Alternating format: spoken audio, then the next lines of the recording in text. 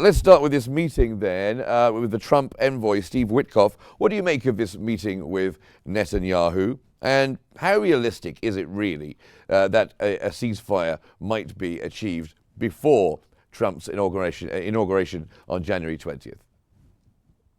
Thank you for having me, Mark. Well, now it seems that in the negotiating process for reaching a ceasefire or some sort of settlement in Gaza, now we have a new variable, and that variable is basically the incoming Trump administration. It seems that Donald Trump is now way more willing than before to play a certain role in reaching some sort of settlement in the Gaza Strip, and that's the reason Trump wants to come into office with less wars and conflicts to deal with.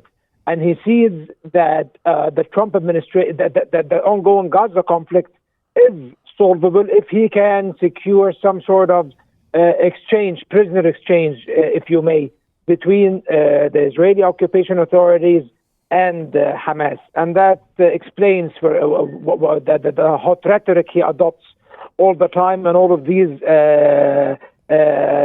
fiery threats he lambasts the Palestinians with every now and then.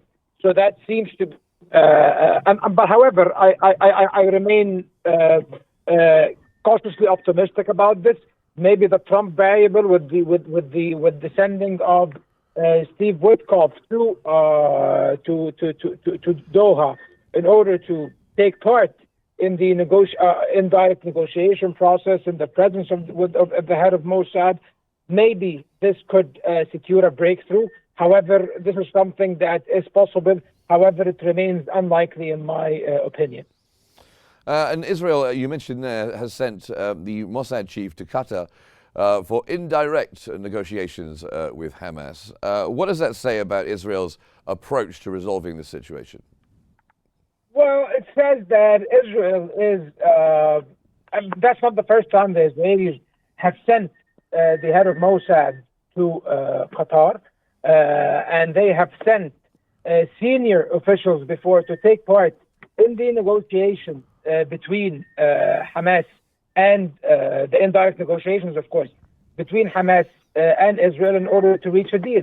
However, that is hardly an indicator, in my opinion, that we are about to reach a breakthrough, because this happened before. The senior Israeli intelligence officials always arrive in Doha and take part in these meetings, and eventually they collapse and they do not reach an agreement. And transpires afterwards. So what should Dr. Osman? Go ahead. What should we be looking out for? What would be a good sign coming out of Qatar, of these meetings? What should we to look forward to for some hope? Of course, there are a plethora of leaks, and we cannot believe any of them without any more evidence to support their credibility.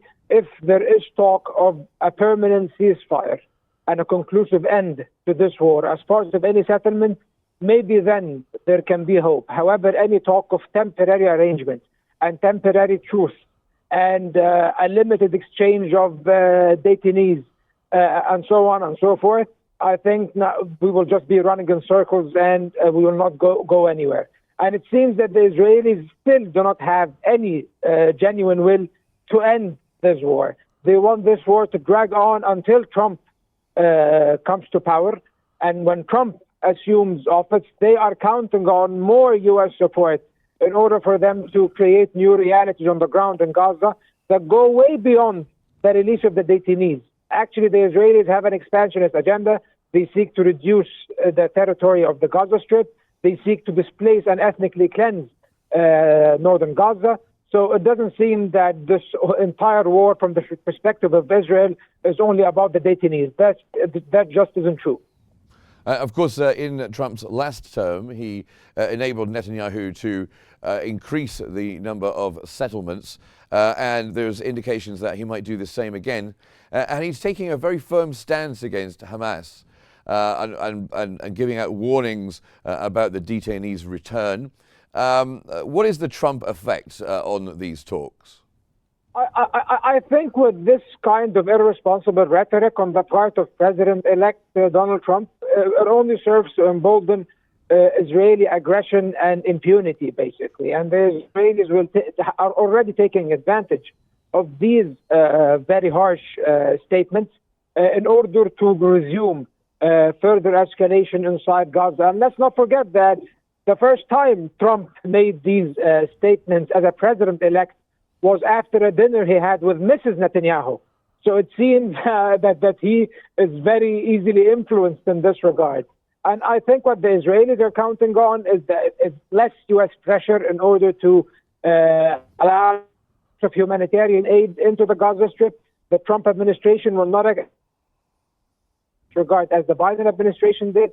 So the starvation policies and the deprivation of basic necessities of the Palestinian people as a means of warfare, concessions from Hamas will be increased and expanded under a Netanyahu government supported by a Trump administration, basically.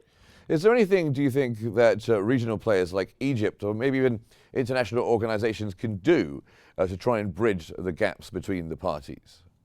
Egypt is already a pivotal role and an indispensable role and instrumental as well in the negotiating process. Egypt is the cornerstone of the entire mediation process, supported by Qatar and the United States.